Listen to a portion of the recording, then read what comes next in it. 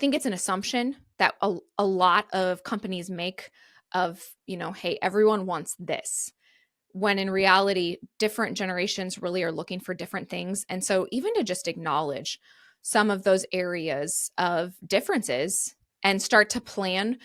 And what it comes down to really is the flexibility piece, and organizations that are able to be flexible, to be agile, which we know, I mean, in 2024, that's something that's really important for adaptability purposes. You have to be ready and able to adapt.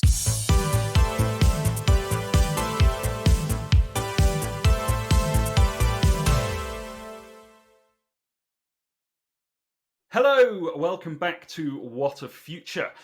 Interesting time out last time talking to Jason, the EOS implementer, about various issues related to that with work. But we've got a really interesting conversation this week. It's the second American that we've had on the show.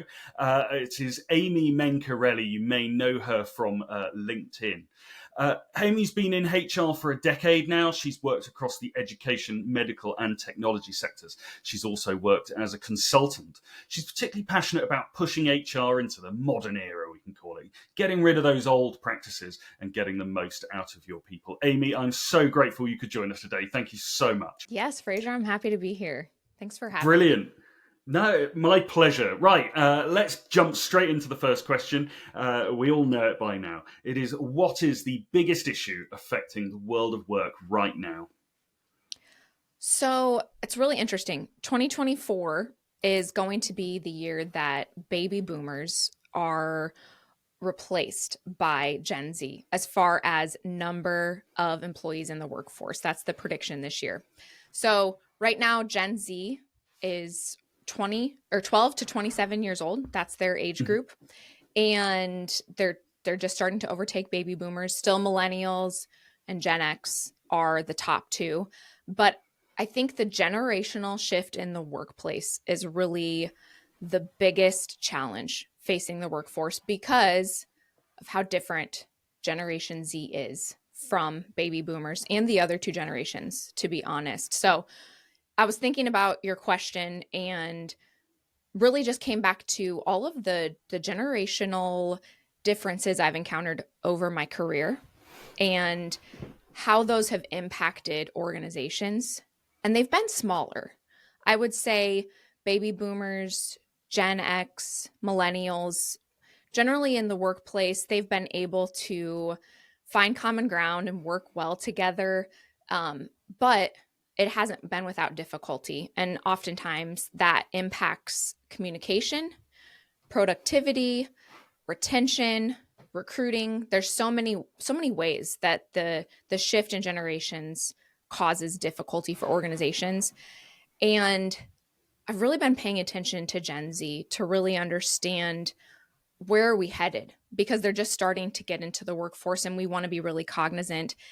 And they have a lot of important things to say that are a lot different than other generations. So they've gone through the pandemic. They've seen big layoffs occur. They have grown up with social media. So their perception of the workplace, the environment, the culture, what they expect out of organizations, it's very, very different from what we've seen with other generations. And I really think the ability for organizations to factor in these different generations, including Gen Z, and be able to adapt over the next, preferably sooner than 5 years, because I think there needs to be some proactive action taken here by organizations. I think that's going to be huge, and it's no small feat. There is a lot to be considered in this regard. That's a really interesting point. And I think as you say, we can look at a 5-year time frame of sort of integrating this. I suppose to some degree the changeover from one generation to the other does happen gradually. But equally, these sorts of things, as soon as we, gather enough information to kind of do stuff, they also present an opportunity for us to be better. And I think, especially when we're talking about talent and hiring, you hear words like the talent war, but we don't really kind of visualize, I think, when we go out to hire people, that we are competing against everyone else in our local area for that same person with that same skill set. And so if you can fix these problems, you can kind of get ahead, right? Like you can keep the people that you want to keep more, and you can find the people that you want to find, better. So I think, do you agree that not only is this a sort of change that's happening, but actually it's an opportunity for businesses to create a competitive advantage, really, in terms of understanding this generation? Absolutely. The businesses that are paying attention to this now will see faster gains in those areas versus those that are kind of seeing it or maybe just, not paying attention and choosing not to take action. You mentioned competition and the competitive advantage that businesses will have if they're paying attention to this. The big thing is, years ago it was businesses competing against other businesses. Mm-hmm. But now we're seeing in Gen Z that they're not seeing corporations and small businesses as the only place for them to work. There's Mm-hmm. also the ability for them to be solopreneurs and pursue their own dreams and be a one-man show where they can have, what we call side hustles here in Mm-hmm. America, and they don't need to rely on that salaried role within an organization because they've seen other people pave the way. And so I think that's really helped their generation. That path has been and continues to be trailblazed for them. And so they don't see just an organization as their only option for a career path. They have multiple options out there that are viable options for them to make a living. Sure. No, that's a very interesting point, that you've got this kind of extra competition. Again, I think it's easy for people to say, oh well, that wasn't how we did it, and therefore that's not how they should do it. And to do this is to miss, I think, some level of kind of opportunity within this, right? If people have the power to go and be solopreneurs, have the side hustle. We do use that term over this side of the pond as well. Don't worry. If that's an option that's on the table, these kind of the fact that that's been looked into, that's been thought about, that's been dealt with, provides a unique opportunity into these people. And as the business world moves beyond, sort of trying to make people do repetitive things as much as sort of it used to be in the past. I brought up in the past on this podcast a sort of army of accounts clerks that used to exist, and now we have zero. We're asking people to have more ownership over their work, and therefore their psychology and their experiences is much more relevant to that work and to the output of that work. And so these people that we don't maybe understand in the short term actually do present an opportunity, right? Like it's not just, you can't just say, well, you can just say, I'm just kind of not going to hire anyone who's young because they're weird and I don't understand them. Like you can do that, but you're really missing out. And I think it's clear to most people, of course, that you are missing out in that way, because these new experiences bring us new ways to look at work and the world. And it's an opportunity for companies to reconsider. Do they need to have all full-time employees that they're paying 100% of their salary, or Mm-hmm. could they start supplementing and have part-time or contractors, fractional assistants, where they're able to help these Mm-hmm. employees or these contractors make room for the other avenues in their life that they're pursuing while at the same time meeting their need? I think it's really common for an organization to say, okay, we need a software engineer. We're going to go out and hire a full-time salaried software engineer. We're going to pay their benefits. We'll cover everything. It'll be X dollars. What if you started to think through, okay, this is really a project. We probably need this person for a few months. This is what we need them to execute on. Let's look at having a contractor come in, do the work, not bringing them on full time. And I know that sounds maybe like a basic solution, but there have been a lot of circumstances where I've come with that idea, and that has been kind of an aha moment for leadership to say, oh, that's a great idea. I didn't even think of it, because most organizations are still in that mindset of full-time employees. They're here 9 to 5. We are, bringing them into all of our engagement initiatives, our benefits. You're just bringing them into everything, which is great, but it may not be necessary for every role or need that you have in the organization. And so that's where I think looking at Generation Z and organizations even paying attention to what are they doing? What are they pursuing? How can we tailor the way that we're designing our org structure so that it makes more sense in the years to come for these types of workers and what they're looking for? Sure, and it strikes me that there's another advantage to this, which is moving towards a sort of output outcome based sort of tracking for the work that we're doing. One of the things I imagine, well, I hope you sort of think the same, but one of the ways that you can find what outcome and outputs are important for a job is to say why was the job created in the first place? Because nowadays, if we're replacing someone, it can be unclear. Like, what's this person solving that we can track, as opposed to whether they're in the office 9 to 5 and whether their trousers are pressed and their desk is all the kind of old school metrics that aren't hugely useful. If you're setting out that kind of, this is a 3-month thing, this is the project, this is what we need completing, it's much easier to pivot to that output outcome based tracking, which more and more companies, I believe at least, need to move to in order to really get ahead. Does that ring true? Yeah, I think approaching your org design with that mentality is a really new concept to a lot of Mm-hmm. companies, because historically, you're right, it was around the fact of, okay, how many team members have we had on this team? Mm-hmm. Okay, let's continue to staff at that level. They maintain the Yeah. same budget from year to year. They assume we'll need around X numbers of employees in order to work on our goals and achieve the goals that we have for next year. And it takes a lot of creative thinking and brainstorming to pull an organization together to say, let's come at this a different way and start to think a little more strategically, because it is a little more um, thinking years in advance Mm-hmm. versus next year. How will we budget for next year?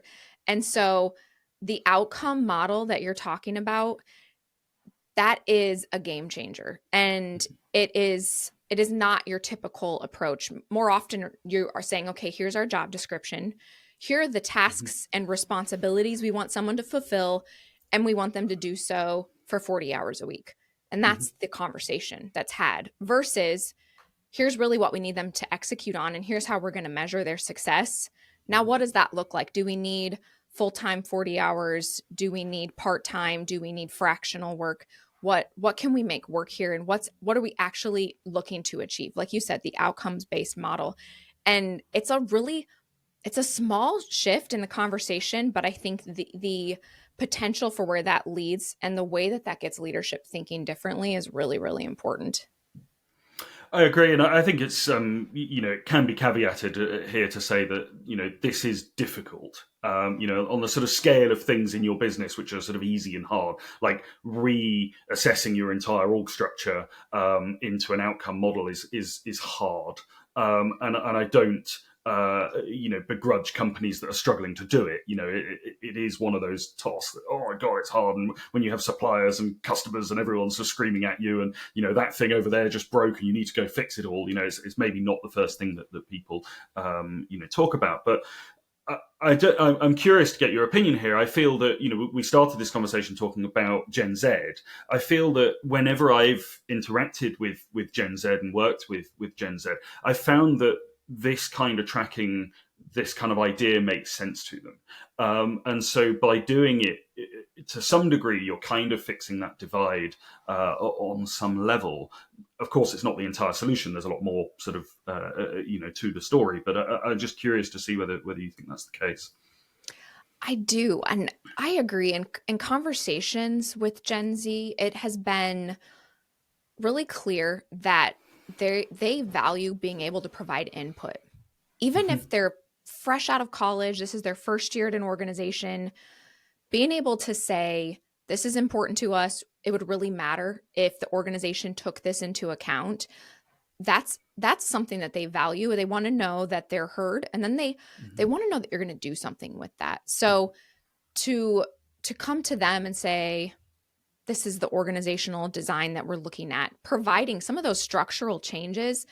They absolutely value that. And another piece too that I think gets lost in the generational conversation is the assumption around what each generation is looking for. So Mm. we've seen this a lot with remote work. I think the further you're along in your career, the more comfortable you are with a fully remote work environment. You've been in the office, you understand your role, you understand how a corporation works, you're comfortable in your role and your place in the business. And something that's interesting that we've seen with Gen Z is they actually prefer the ability to be in office and remote. They appreciate the flexibility, but they also want to interact with people, whether that be coworkers in an office setting, or if they just want to be out working somewhere where they're surrounded by people.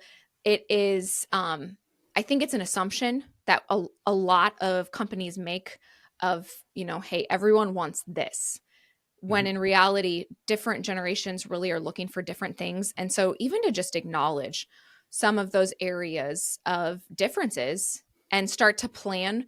And what it comes down to really is the flexibility piece, and organizations that are able to be flexible, to be agile, which we know, I mean, in 2024, that's something that's really important for adaptability purposes. You have to be ready and able to adapt. There is so much that goes on. Business moves so quickly, and that it applies to this as well, for sure. Absolutely. I mean, 2024 and the years beyond, not only have we got all of the sort of fallout that's still happening about the hybrid working debate from the COVID years, but also, the rise of AI and what that's doing to work. And, people can argue, oh, well, it's not good enough now. It's like, yeah, well, compare it to a year ago. We first heard about ChatGPT only 18 months ago, and look where it is now. And look, just imagine where it's going to be in another 18 months. And I think having engaged people who feel appreciated by you, feel understood by you, and feel listened to, I suppose, by you, is a surefire way to sort of foster that kind of, we're all in it together, let's go and embrace this change and move forward. And I think more and more, I suppose I'm biased because of what I do in terms of measuring employee engagement, but I do believe that actually this is going to only become more important. That companies that don't wake up to engaging their staff and having this sort of adult to adult relationship with them, as opposed to the old school kind of parent child relationship, I think they're going to find it difficult in the coming years. I think they're going to be blindsided by startups, by companies that haven't even been founded yet, coming in and sort of taking a new take on an industry, and they're going to need to be ready to do that, and they're going to need their people in order to make that happen. That's right. And not maintaining a one size fits all mindset, or not having the diversity of thought when you are making Mm-hmm. these decisions. So, of course, when you think about leadership at organizations, they're probably going to be in those more senior generations. And so Mm-hmm. the perspectives they're bringing to the table are probably going to reflect their generation's perspectives versus the younger generation, Gen Z, where you're really looking to attract those workers. So, Mm-hmm. how can you do so? And how can you really know what's going to attract them unless you have a pulse? And that's Mm-hmm. where employee feedback is so important. And making sure that you understand, not just guessing, but you understand what is it that our employees are thinking? What is their reaction to this most recent rollout? Should we continue down this line? Do we need to take a different path and totally pivot?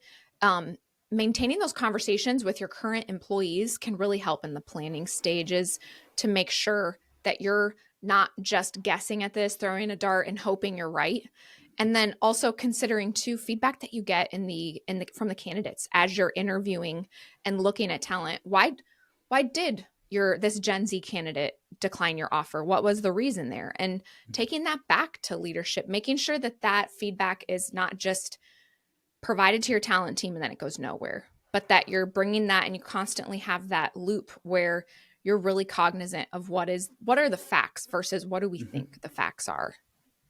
Sure. I mean, this is speaking my language here. It's it's so frustrating. I think to hear kind of this is what we want. This is what we've always done, and this is how things should be. And if you disagree, then you shouldn't. You should see it my way because I'm obviously right, and I've been here a while, and I've got this far. I'm sure you hear those rhetorics all the time, and yet one interesting thing that's just come into my mind here is that unless you're a company that has a specific sort of age demographic as a client, then of which there are, of course, many, then not only is your workforce becoming more Gen Z heavy, but the likelihood is so is your customer base.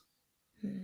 And so if you're running your decisions three, 4 generations above, Gen Z is where your decision making is coming from, then in most cases, you're probably going to be making decisions that are perhaps counter to the rising element of your portfolio.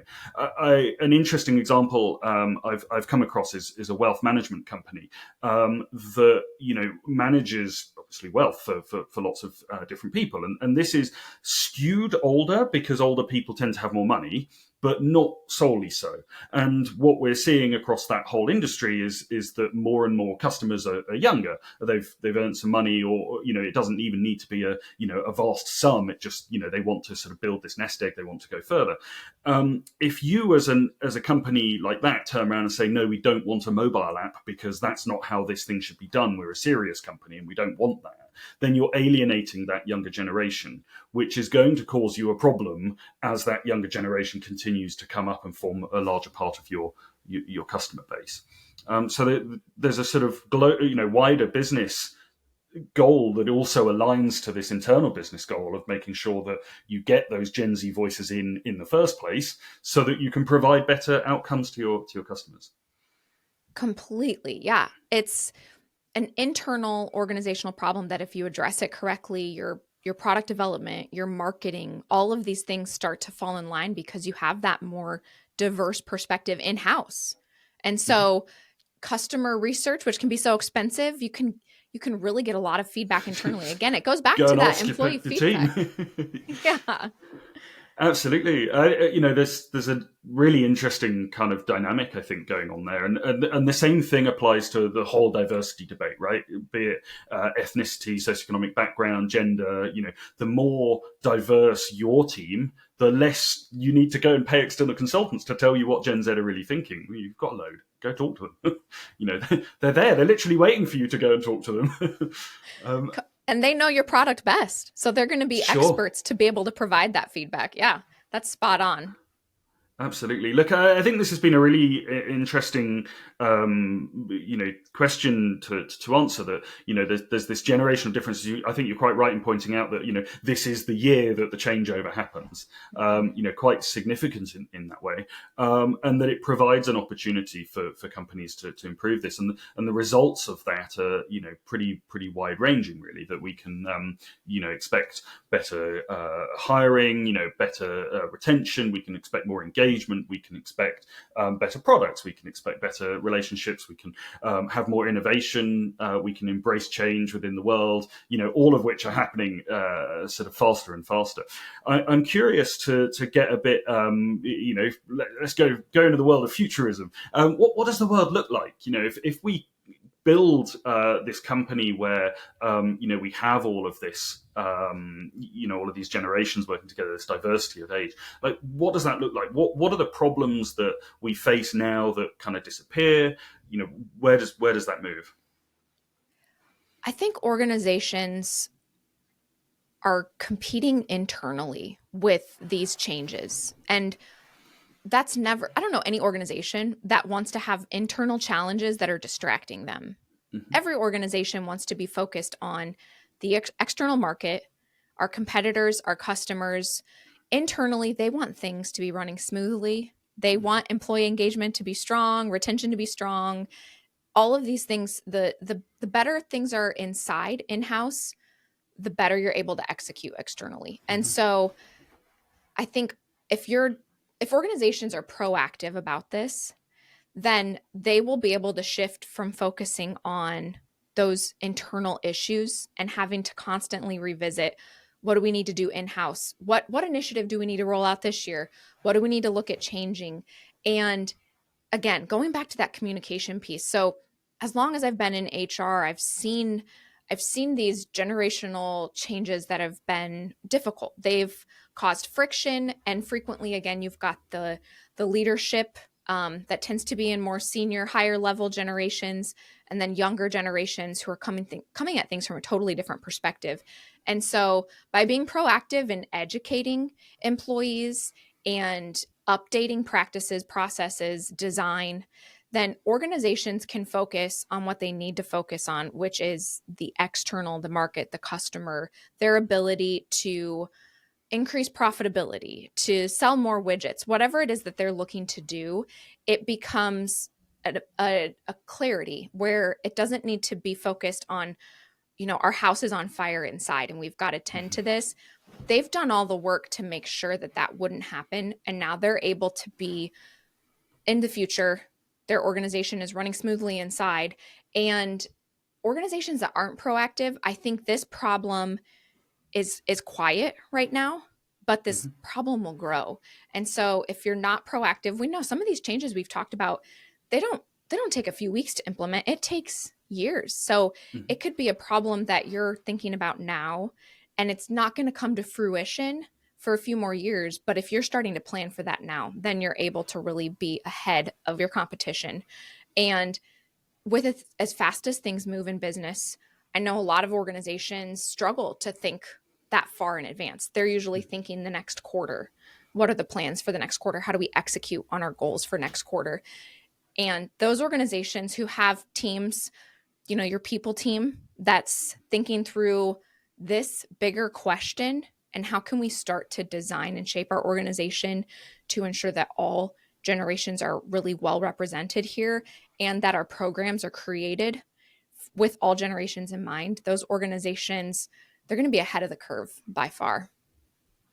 Sure, it's occurred to me there as well. You talked about. I like your analogy of challenges internally and challenges externally. I think that really makes it very clear. But there's even an extra bit I've just thought of, which is your most companies don't want to admit that they've got internal challenges. Like that's not really a good look in most markets. And so you've got the second problem. One, you're spending energy dealing with the problem. Two, you're spending energy covering up the fact that you've got a problem. And then the rest of your energy is spent actually on the market. And so like the problem is even bigger in a sense that it looks. If you have a lack of Gen Z workers because your culture isn't opening to that generation, or any other sort of culture problem like that, and that is having an issue, on your product development or your marketing, or those things, you've got the knock on effect that isn't necessarily immediately visible.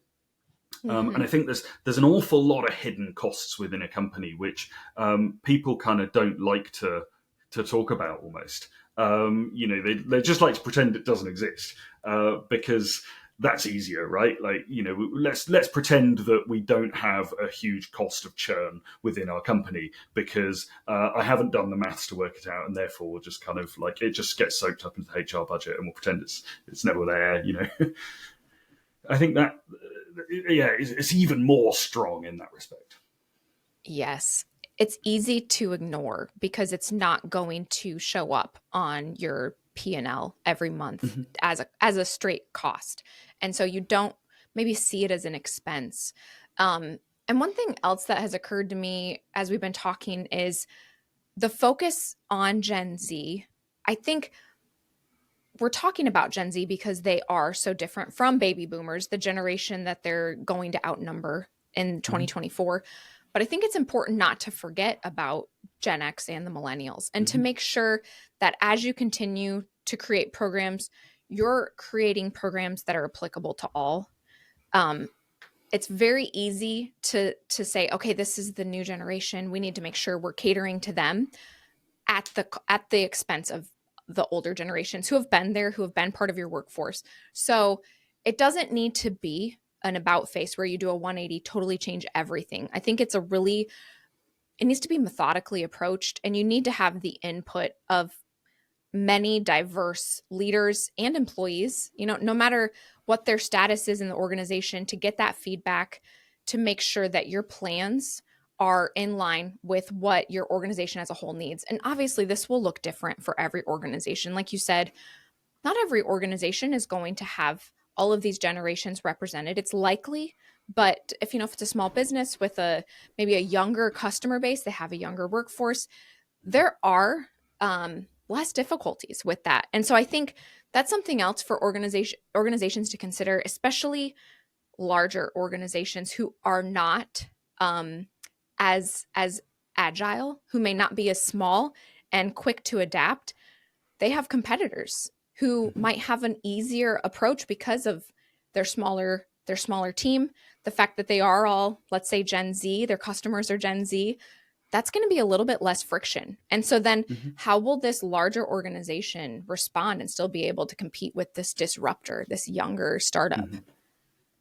Sure. I mean, I think the history of business is littered with disruptors who've come apart, and turned over an incumbent. You only have to look at the mobile phones of the mid 2000s to see that pretty hardcore in action. Rest in peace, Sony Ericsson and Nokia. I think it's both of which I believe are still going, but not quite doing what they used to do. But that's an aside. I think it's a very interesting point. There's a great study that's just been done by PricewaterhouseCoopers about the global effect of AI on the economy, and in that it points out that with this change of technology, the leader of most market sectors. In 10 years' time, could well be a company that's either currently a startup or hasn't even been founded yet. Um, and when I read that, it kind of like just stopped me in my tracks. Like, it's spot on. I think the world is changing. The technology around us is changing. The way that people interact with products is changing because of said changes in technology. An example being the app thing with the wealth management company earlier. If we are not sorting out the internal challenges, then we are lacking the resources to fix the external challenges. And those external challenges are going to get, they're bigger than they've ever been before. And unfortunately are likely to continue to get bigger. And as with all problems that, business owners sit at night and think, oh God, this is not again. It does present an opportunity. If you can be the people that were ahead of the curve, then the spoils go to the victor, I suppose. And the generational workforce, those shifts, that doesn't go away either. That will Mm-hmm. continue as new generations enter and older generations exit the workforce. So being able to address this isn't just a one-time thing. It will continue for organizations. Each each year it seems that more generations are in the workforce because employees are working longer Mm-hmm. and younger potential workers, many are choosing not to go to college and getting into the workforce faster. So we're seeing a broader, more diverse number of generations in the workforce. And so you're right, technology is a huge disruptor and the generational question won't go away. I think we're just at a pivotal time where the baby boomers who have a very loyal approach to work and a very an approach that we're very familiar with. We understand the Mm-hmm. baby boomer generation. They've been in the workforce. It seems corporations, many are led by that generation. Mm-hmm. So there's a familiarity there.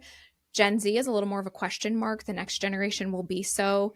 And really being able to adapt is something that, like you said, with external pressures like AI, the more you can adapt internally and the more you are able to maintain that pulse on your employees and the employees that you want to attract, the better you'll be prepared to address the external factors. And who knows what it'll be in 3 to 4 years? It'll probably be, I mean, AI, but at what level? We just don't know. Absolutely.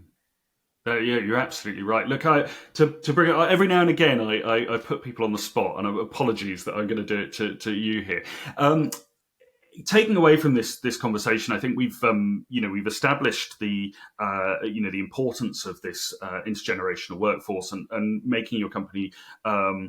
You pointed out well that we can't forget the other generations, but we do need to make sure that we're accessible to Gen Z, and that we're giving them what they want out of work, so that we get the benefits of having them in the team. What if a company could go away and kind of look in one direction? Okay, try and if you could wave a magic wand and get a company to go and do, what's the most egregious thing that you see that they could fix? If anything come to mind that you think, oh God, I just really wish they'd stop doing that. I'm pretty passionate about communication. I think Mm-hmm. in the HR function, there's a lot of improvement we can make. And I think our communications are not as strong as they should be. And within an organization, they could strengthen those not only internally but also externally when we think about attracting candidates. So organizations that continue with their similar job postings, they don't look to adapt those, their marketing, their internal ways of how do we engage our team members, how do we speak to them, how do we plan, how do we communicate about planning. I think it comes down to openness and transparency, and that's one thing that Generation Z really wants to see more of from organizations. And so it's a pretty, I think communication is a broad answer, but it encapsulates so much of what an organization does, because it does apply to your recruitment efforts and your retention efforts internally. And to your point, there is so much externally where if you have a problem in your organization, it's likely that it will become public, like you've said. Mm-hmm. And so, really making sure that your communications are genuine, authentic, they're reflective of the diversity of your team and the team that you're looking to recruit.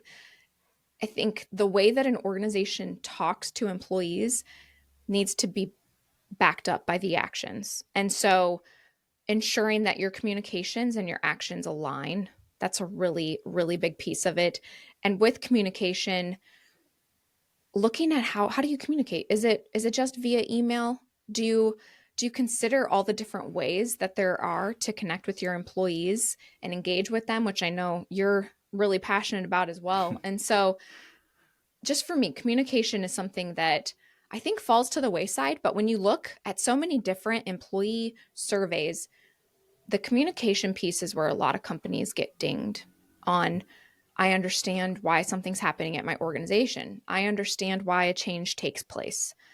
I understand when our team talks about goals, what those goals are. How do you cascade information down, and really taking that into account to ensure that there is a democracy of access to that information. That's a brilliant bit of advice. Couldn't have said it better myself. Wouldn't have even known what to say. So, really, really appreciate that. That was really excellent. I think it's been a really, really fascinating talk here today. And I'm so grateful to have your insight on, as you say, communications, but, behind that intergenerational differences and how that affects business functions. I think it's very clear from this conversation that, these internal kind of people functions and decisions, they have broad response to across the rest of the company. It's not just a department that you stick away in the corner and hope for the best. Engaging your people and working with your people here, that affects everything. And I think that's come across so clearly in what you say, and I'm so grateful to have you with us. Thanks so much for joining us, Amy. It was my pleasure, Fraser. Thanks for having me.